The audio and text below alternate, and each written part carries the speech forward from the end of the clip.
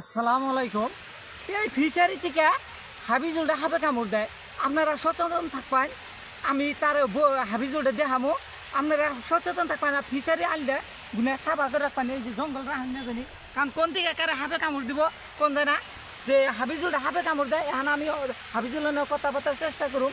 আপনারা ফিশারি আইগুনে সাফা করে রাখবেন। অলরেডি কালকে মেডিকেল হয়ে আইছে, আর আপনারা ফকির দেবেন না, ডাইরেক্ট মেডিকেল করবাই। লাহে লাহে নিয়ে হাবিজুলের নজর কথা করার চেষ্টা করুন।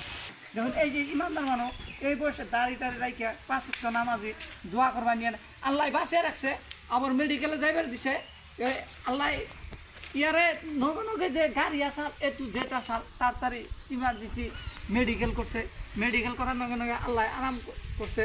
তো যার নগে নগে আপনার বেজি দিশাল হারারি করে ডক্টর ট্রিটমেন্ট নিল। ফখরুদ্দিন আলী মেডিকেল কলেজ বহুত উন্নত হয়েছে, ভালো হয়েছে। কেউ যদি হাফে কামড় দেয়, এই যে উজা টুজা যে কই আপনারা উজা টুজা এই ফকির টকির গুলি মারেন ডাইরেক্ট মেডিকেলে হ্যাঁ, ডাইরেক্ট মেডিকেল। এই ফকির তত্ত্বই বহুত মানুষ মাইরে দিল, বুঝছেন না? যারা ডারা দিয়ে পুষা টুসা কইরা এমবুড়ে হারবো এমবুড়টা বেশি হয়ে যায়। এই ফকির তত্ত্ব না করে আপনার ইমার্জেন্সি মেডিকেলে যাবেন।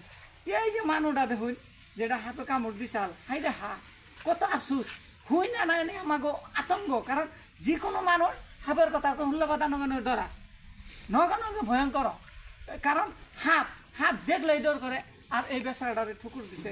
আল্লাহ কি ইমানদারি মানুষ দেখুন কি সহায় করলো হাফের থেকে।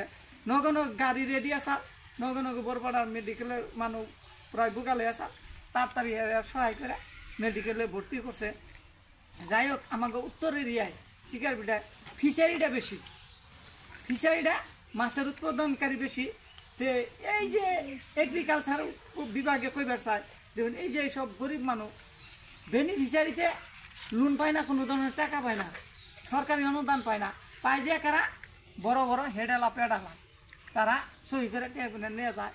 এই যে দেখুন সরকারের এই যে সচেতন করবে চায়, এই যে জীবনের যুদ্ধ করে এই এগ্রিকালচার বিভাগে অফিসারকে কইবার চায়, জীবনের যুদ্ধ করে এই বেনিফিশিয়ারিরা এই কষ্ট করে হাফের কামড় খাইয়া কী করে দেয় না ফিশারি করতেছে। তথাপি ফিশারি বাদ দিব না, বাদ দিবেন কি ফিশারি বাদ দিব না।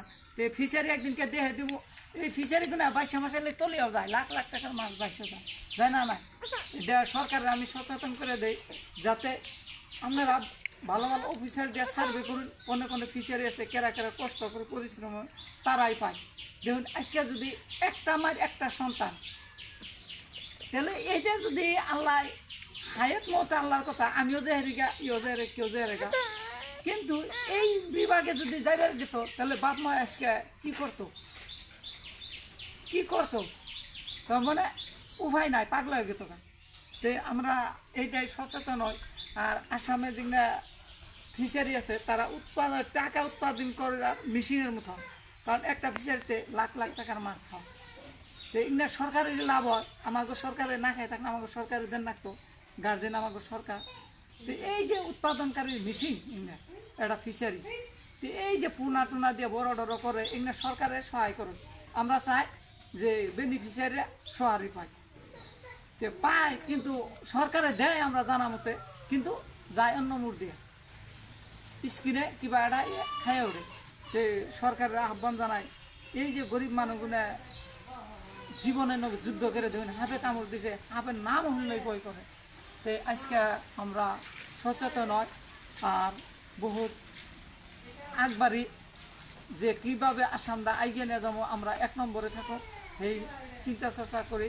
আর আসাম সরকারের এটা রিকোয়েস্ট ফিশারিতে